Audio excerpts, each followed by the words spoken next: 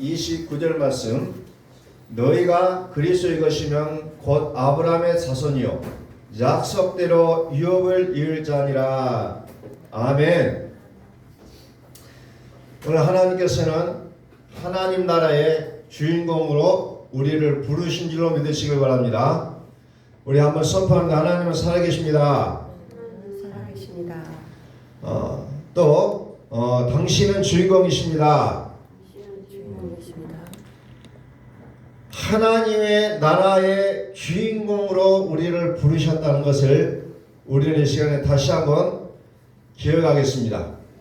어떤 자들이 하나님의 나라의 주인공이 되느냐? 내가 과연 하나님 나라의 주인공이 될 수 있느냐는 것을 오늘 이 시간에 우리가 좀 꼼꼼히 따져보자는 겁니다. 자, 하나님의 아들이라는 조건을 성경에서는 뭐라고 얘기하냐면은 로마서 8장 14절에서 무릇 하나님의 영으로 인도함을 받는 사람은 곧 하나님의 아들이라, 이렇게 못을 박아놨어요. 누가 하나님의 아들이냐? 그냥 어떤 종교적인 모습을 취하고 예배당에 나오는 모습들이 있다 할지라도 그가 하나님의 아들이었느냐? 성경은 그것이 아니라 하나님의 영으로 인도함을 받는 그 자가 하나님의 아들이라는 거예요. 우리는 이 말씀을 분명하게 기억하셔야 된다는 겁니다. 하나님의 영으로 인도함을 받는 사람은 곧 하나님의 아들이라. 그럼 하나님의 아들은 어떤 혜택이 있느냐? 하나님의 나라의 유업을 받을 자라는 거예요. 그래서 다시 말씀을 종합해서 말씀드리면 무슨 말에나 무슨 일에나 하나님의 영으로 인도함을 받을 때 유업을 이을 자가 될 수가 있다는 거예요. 그냥 내가 하고 싶은 말을 하는 것, 내가 하고 싶은 일을 하는 것, 이것이 아니라 이런 말이나 일에도 하나님의 영으로 인도함을 받아야 된다는 겁니다. 내 하고 싶은 대로 하는 게 아니었다는 거죠. 자, 우리는 지난 시간에 부활주일로 예배를 드렸어요.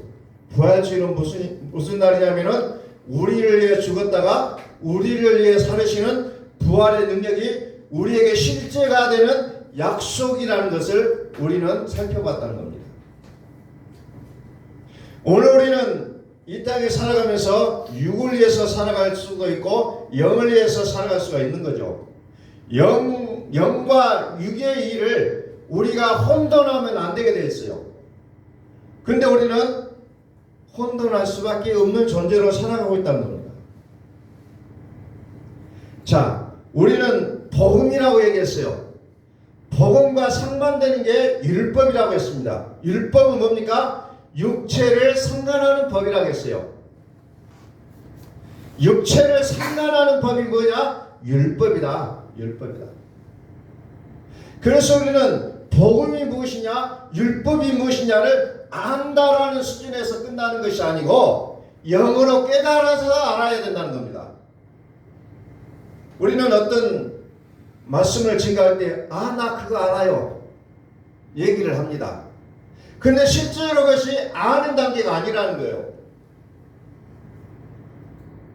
우리는 그것을 정보로서 들었어요. 근데 안다는 것은 그것이 나의 실제가 되지 않으면 결단코 우리는 안다고 말해서는 안 된다는 겁니다. 그럼으로 인해서 우리는 끊임없이 하나님과 율법이 내 안에서 두 법이 싸우고 있는 것을 우리는 목격한다는 겁니다. 이렇게 하면 하나님 기뻐하시고 이렇게 하면 내 육이 즐겁다. 끊임없이 우리는 그것을 싸움을 하고 있는 모습을 우리는 목격하고 있다는 겁니다. 어떤 때는 하나님이 나의 주인이 돼서 기뻐하고 평화롭고 평강 속에서 그냥 어찌할 바를 모르는 그런 기쁨의 상태가 유지된가 하면 어떤 때는 어떻습니까? 좌절과 절망과 눈물과 나는 왜 이렇게 안 되지 하는 그 좌절 속에 빠져 있다는 거죠. 왜 그렇습니까? 율법이라는 것이 나의 주인이 되겠다는 겁니다. 그래서 우리는 하루속히 이것을 영과 육을 구분해서 빨리빨리 마음을 정리해가는 것이 우리에게는 무엇보다도 중요하다는 거예요. 율법의 믿음을 가진 자는 성경에 보니까 종의 신분이라고 얘기하고 있고, 복음의 믿음을 가지고 있는 자를 그래서 아들의 신분이라고 얘기하고 있다는 겁니다. 복음의 믿음을 가진 자를 양자의 영을 받았다, 그리스도의 사람이라고 이렇게 얘기한다는 거죠. 오늘 저와 여러분들은 과연 그리스도의 것입니까? 과연 나는 그리스도의 것이냐는 거예요. 오늘 우리는 이것을 철저하게 처절하게 나 자신에게 물어보셔야 된다는 겁니다. 과연 나는 그리스도의 것입니까? 로마서 7장 5절에 보니까 우리가 육신에 있을 때는 율법으로 말미암은 죄의 정욕이 우리 지체 중에 역사하여 우리로 사망을 위하여 열매를 맺게 하였더니 그랬어요. 우리도 모르게 사망을 위하여 열매를 맺는 삶을 살아가고 있는가? 그건 뭐예요? 나의 주인이 율법이라는 겁니다. 그런데 나는 열심히 신앙생활하여 기도하고 전도하고 말씀 보고 표적과 기적이 나타나고 막 이런 것들을 하고 있는데 왜 내가 사망의 열매를 맺고 있습니까? 라고 얘기하지만, 그러나 성경은 율법으로 살아가는 사람들은 결론은 뭡니까? 사망을 위하여 열매를 맺는 사람이라는 거죠. 나의 특권에는 상관이 없어요. 나의 의도하고는 상관이 없어요. 사도 바울이 고백하잖아요. 나는 선을 행하고 있으나 그러나 악을 행하였도다. 그래서 보통 사람들 같으면 거기서 자기를 책망하고 절망하고 나는 왜 이렇게 못 살았을까라고 막 좌절하고 눈물 짓고 통화를 하고 후회를 하고 할 건데, 사도 바울이 뭐라고 합니까? 아니라 죄를 짓는 것은 내가 아니라 죄가 죄를 지었다고 고백하잖아요. 후회가 아니에요. 죄가 죄를 지었으니 이 죄를 몰아내야 된다는 겁니다.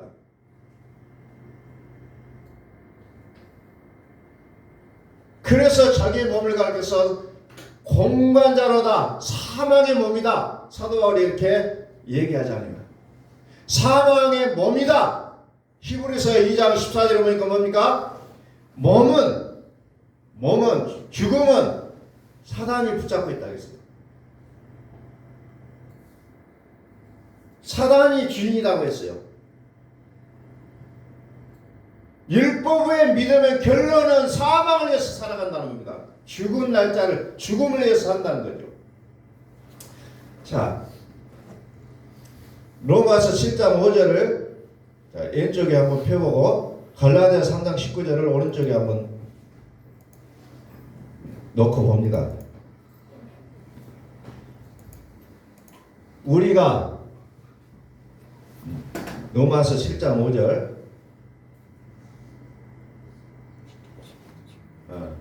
우리가 육신에 있을 때에는 율법으로 말미암는 죄의 정욕이 우리 지체 중에 역사하여 우리로 사망을 위하여 열매를 맺게 하였더니, 자세히 읽어보세요.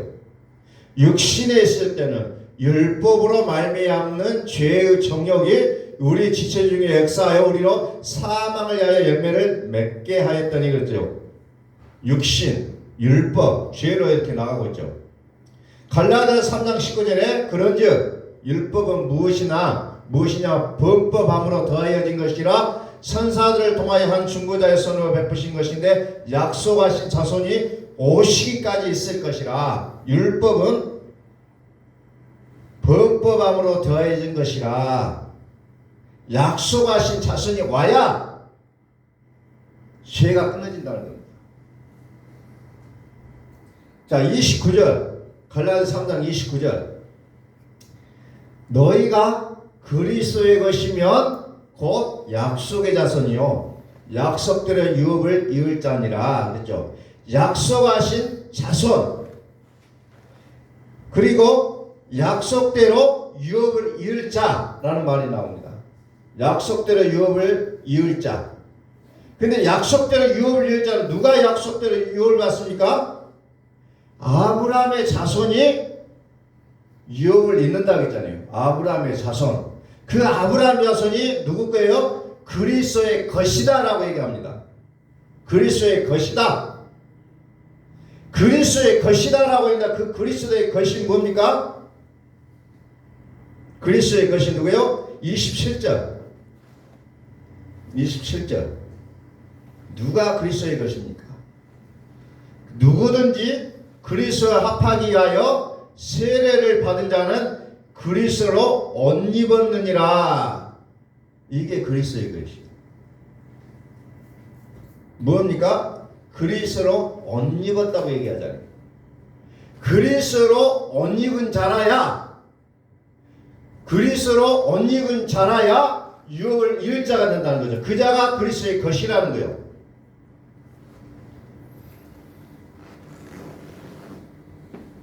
그리스도의 것이요. 그런데 우리는 하나님을 믿으면서도 전부 내 거예요.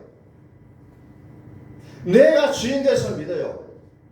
상황이나 정황이나 조건, 환경에 우리는 계속해서 노출되면서 뭐라고 합니까? 내 것이라고 주장한다는 거죠.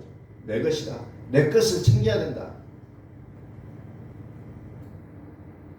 패배해도 안 된다. 그러면 우리는 어떻게 됩니까? 분노가 치끌고 화가 나고 절망하고 우울하고 절망 가운데 빠질 수밖에 없는 존재가 되어버리고 만나는 왜? 내 것이다. 내 것이기 때문에 안 된다는 겁니다. 그리스도의 것은 하는 일마다 잘 되게 있다는 거예요. 그 자가 유업을 이을 자라고 얘기했습니다. 유업을 이을 자. 자, 다시 봅니다. 그래서 유업을 이을 자는 뭐라고 기록되느냐? 갈라디아서 4장 1절에 보니까 모든 것의 주인이 된다고 얘기했어요. 주인이 된다. 마치 에덴 동산에 있는 아담이 동물들을 새들을 다 불러 모아놓고 나무들을 불러놓고 너는 이름을 개라고 해라. 너는 곰이라고 불러준다. 너는 이제 앞으로 국화라고 불러준다. 어떤 남이라고 불러주겠다라고 명명할 때마다 그대로 됐잖아요. 그게 주인이라는 겁니다. 아담이 이름을 지어주듯이 오늘 우리 하나님의 아들은 흥해라고 흥하고 망해라고 망할 수 있는 권세가 있는 입술이 된다는 겁니다. 그런데 그게 뭐예요? 내 생각으로 하는 게 아니에요. 하나님으로 하라는 거죠. 아무 일에나 아무 말이나 아무 일에나 하나님의 영으로 인도함을 받는 자가 하나님의 아들이라고 했잖아요. 내 마음대로 짓거리는 것이 그게 권세 있는 입이 아니라는 겁니다. 근데 은사를 조금 아는 사람들은 착각을 해버립니다. 내 마음대로 짓거리는 것이 곧 된다고 얘기한다는 거예요. 자, 다시 봅니다. 갈라디아서 3장 27절 누구든지 그리스도와 합하기 위하여 세례를 받은 자는 그리스도로 옷 입었느니라. 자, 반대편에다가 요한계시록 19장 8절을 펴니다. 요한계시록 19장 8절. 그에게 빛나고 깨끗한 세마포옷을 입도록 허락하였으니 이 세마포옷은 성도들의 옳은 행실로라 하더라. 자, 그리스도로 옷 입었다. 여기는 빛나고 깨끗한 세마포 옷을 입다. 이 부분이 똑같은 내용이에요. 빛나고 깨끗한 세마포 옷, 웨딩 드레스라고 표현하죠. 그리스도로 옷 입은 거라는 거죠. 그게 내가 웨딩 드레스를 입는 순간에 어떻게요? 신랑의 것이 된다는 거죠. 마찬가지로 내가 그리스도로 옷 입었다. 빛나고 깨끗한 세마포를 입었다. 그것은 무슨 말이냐면 내가 그리스도의 것이라는 것을 만방에 선포하는 것이라는 거죠. 그것에 가르쳐서 성도들의 옳은 행실이다 이렇게 표현하고 있습니다.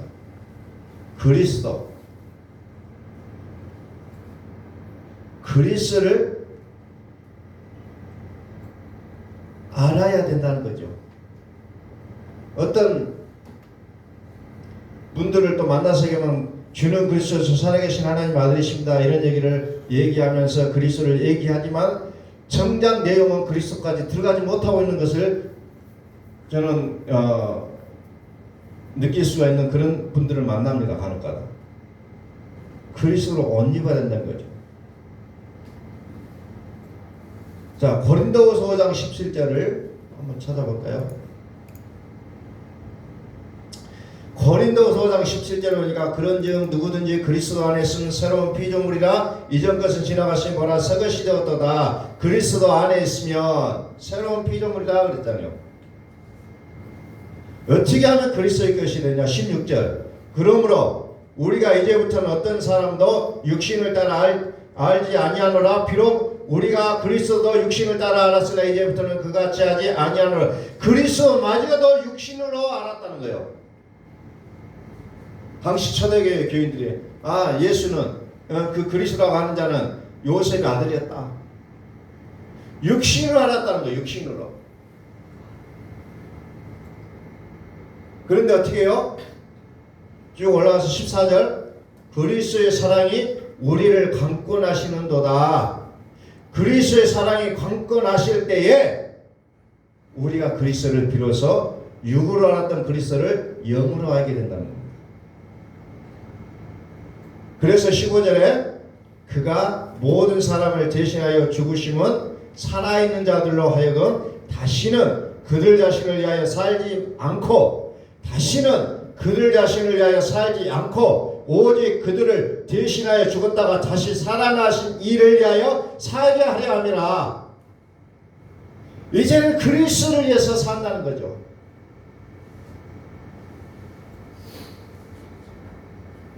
죽었다가 다시 사신 자를 위해서 살아가는 것이 비로소 신앙의 시작이라는 거예요. 믿음의 시작이에요. 이게 그리스도를 육체로 아는 것, 그리스도를 나의 어떤 정보적으로 알았던 그 내용들을 떠나서 이제 그리스도를 옷을 입으라는 거예요. 그리스도는 어디의 사건이냐면 마음의 사건이라고 했어요. 너희 마음에 그리스도가 계시게 하라는 거예요. 너희 마음에 그리스도가 계시게 하라. 마음의 사건이요. 너희는 이 마음을 품으라. 그 그리스도 예수의 마음이니 마음에 그리스도가 살아계시지 않는다면 우리는 그분을 육체로 아는 단계라는 겁니다. 그러니까 성경의 복음을 안다고 해서 아는 게 아니라는 거예요.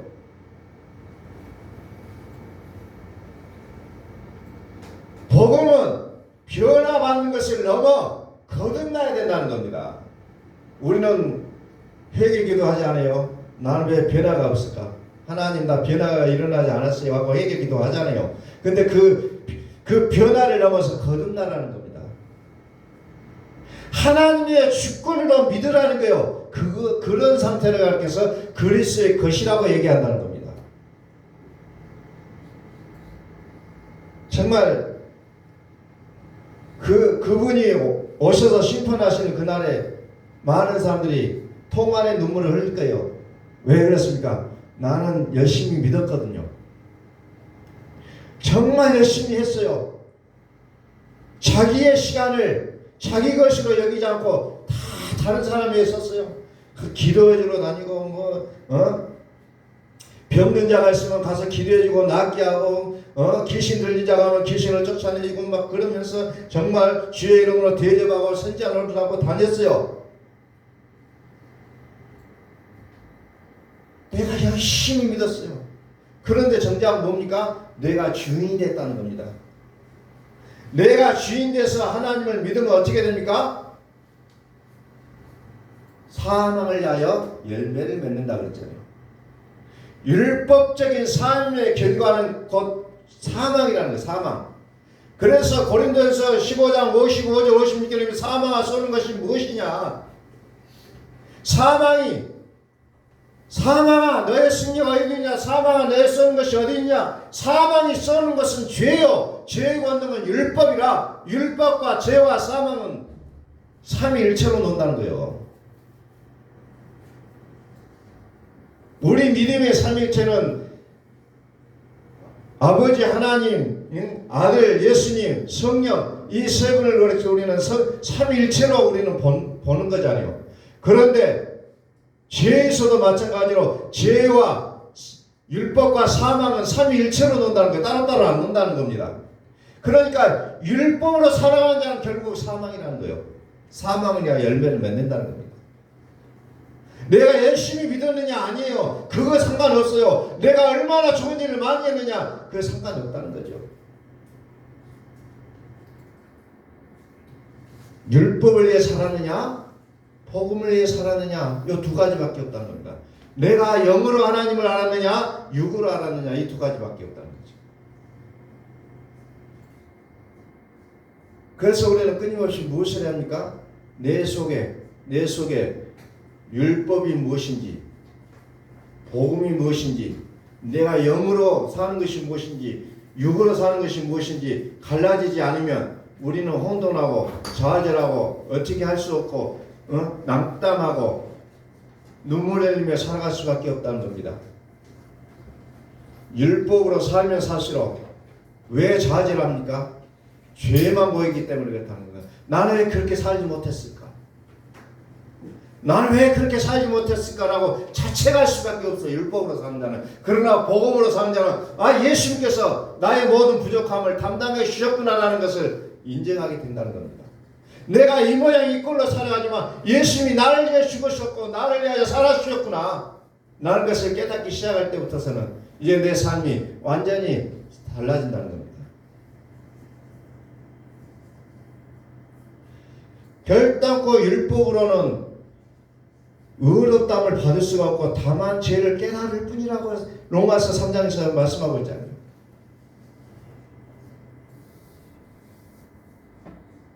율법으로 살면 자꾸 뭐합니까? 주여 주여. 그러면 한숨 쉬고 살잖아요. 주여. 주여를 많이 부른다고 해서 믿음이 좋은 게 아니었더라고요. 결론이. 주여. 말마다 일마다 주여 주여 해주고 다녀요.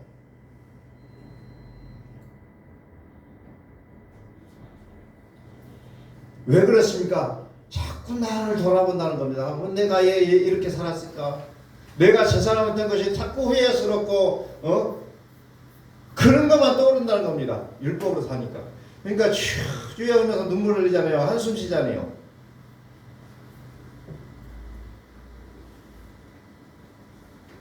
갈라디아서 3장 22절 봅니다. 왜 그럴 수밖에 없느냐? 3장 22절 내리면 돼. 내리면.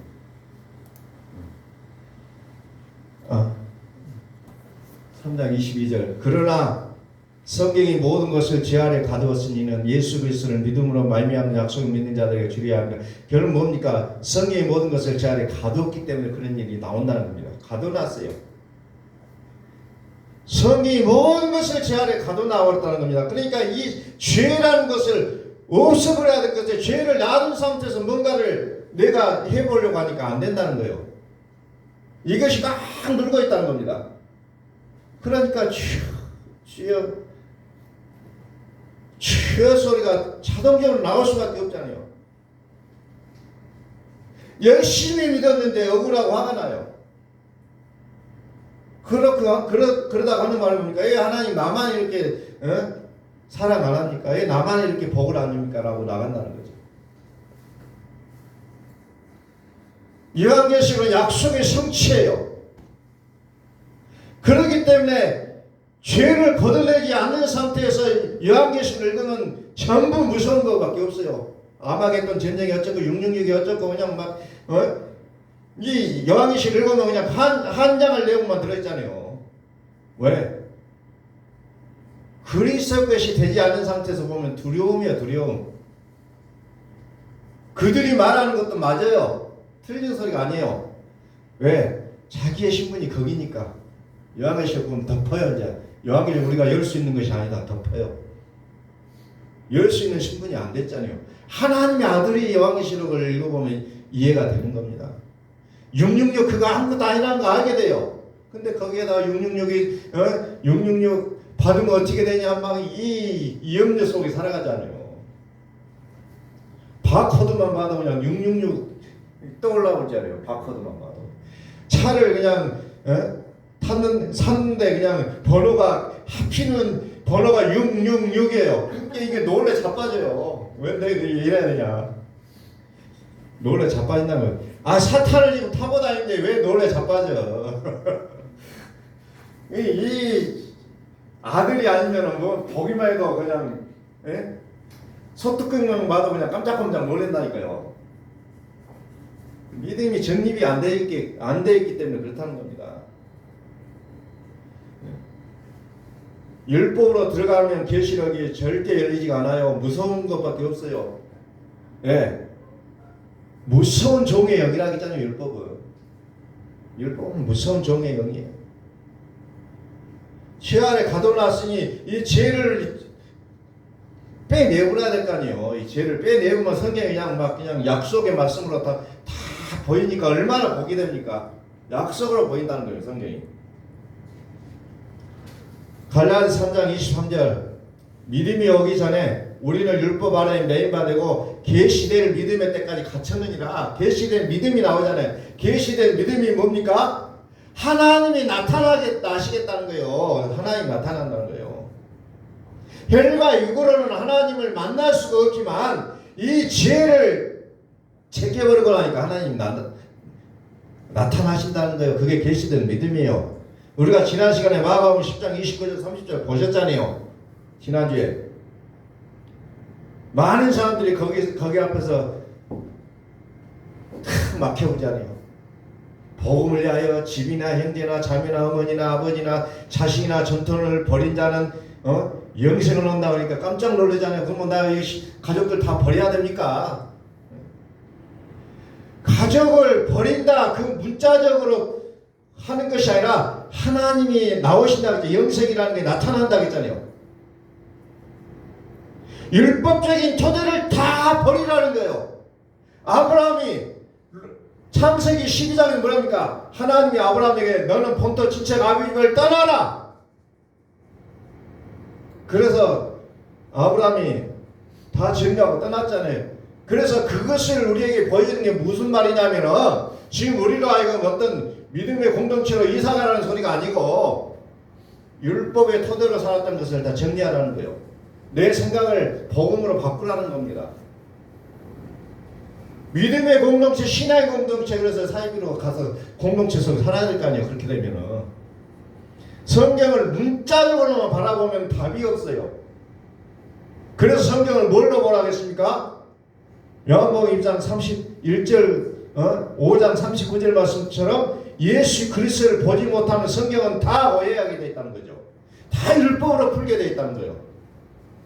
우리의 상식으로 푼다는 겁니다.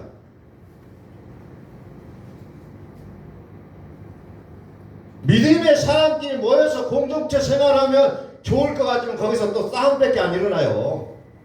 왜? 율법이 거둬지지 않으면 싸움 나요. 좋은 것 같아도 율법이 거둬지지 않으면 싸움만 하게 돼 있다는 겁니다. 성인 군자 그것도 안 돼요. 모여 살면 싸운다는 겁니다. 왜? 율법을 버리지 않기 때문에. 갈라디아서 5장 1절에 그리스도는 자유라고 했어요. 요한복음 8장 32절에서 뭐라고 얘기합니까? 진리가 너희를 자유케 하리라 그래요. 이 진리가 뭡니까?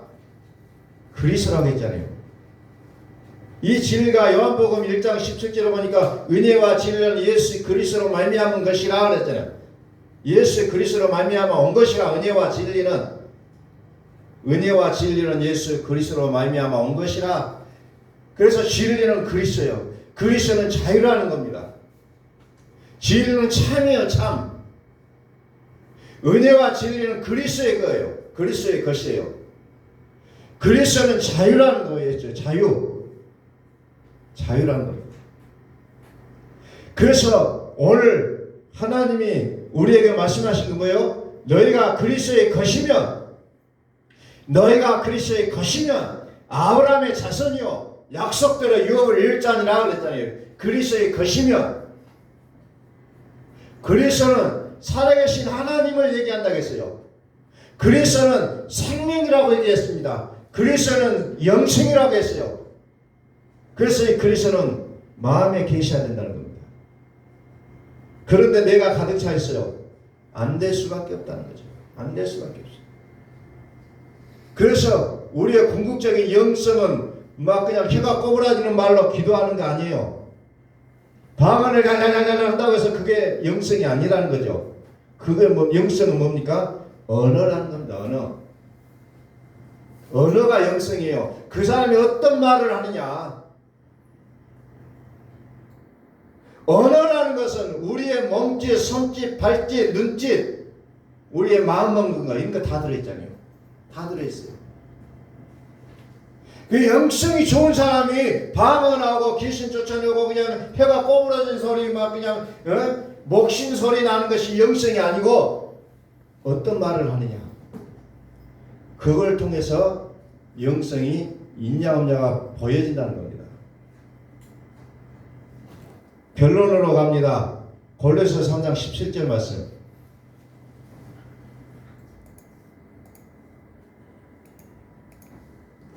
또 한번 다시 말씀드립니다. 또 무엇을 하든지 말에나 일에나 다 주 예수의 이름으로 하고 그를 힘입어 하나님 아버지께 감사하라.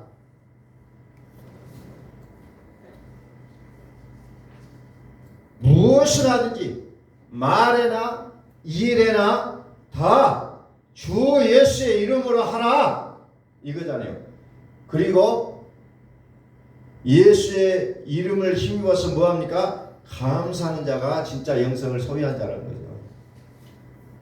거죠. 자꾸 그냥 이 세상 살면서 이상세계를 꿈꾸는 사람들이 너무 많아요.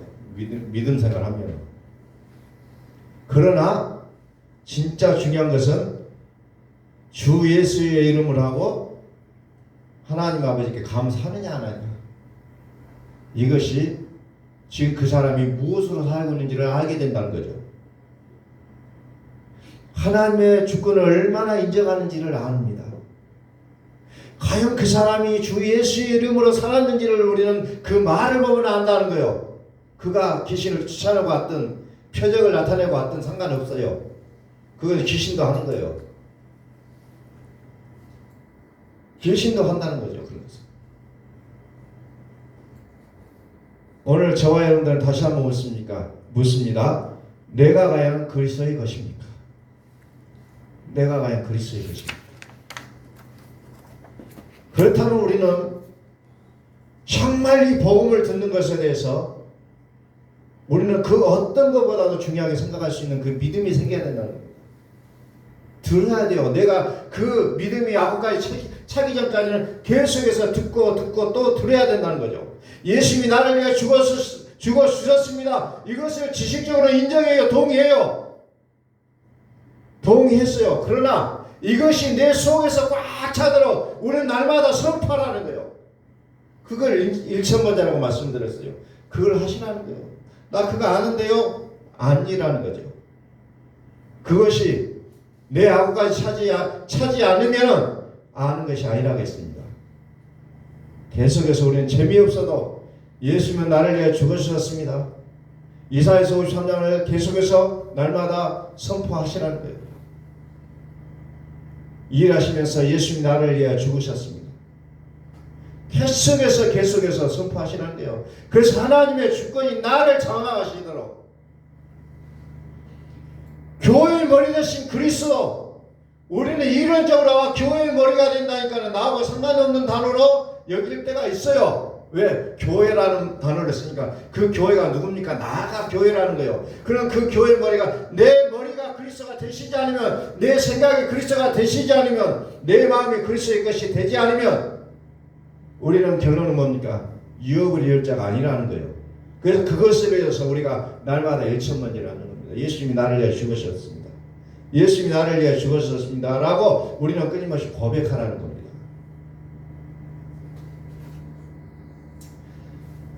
다시 한번 17절 말씀이 있습니다. 또 무엇을 하든지 말에나 일에나 다 주 예수의 이름으로 하고 그를 힘입어 하나님 아버지께 감사하라. 아멘. 기도하겠습니다.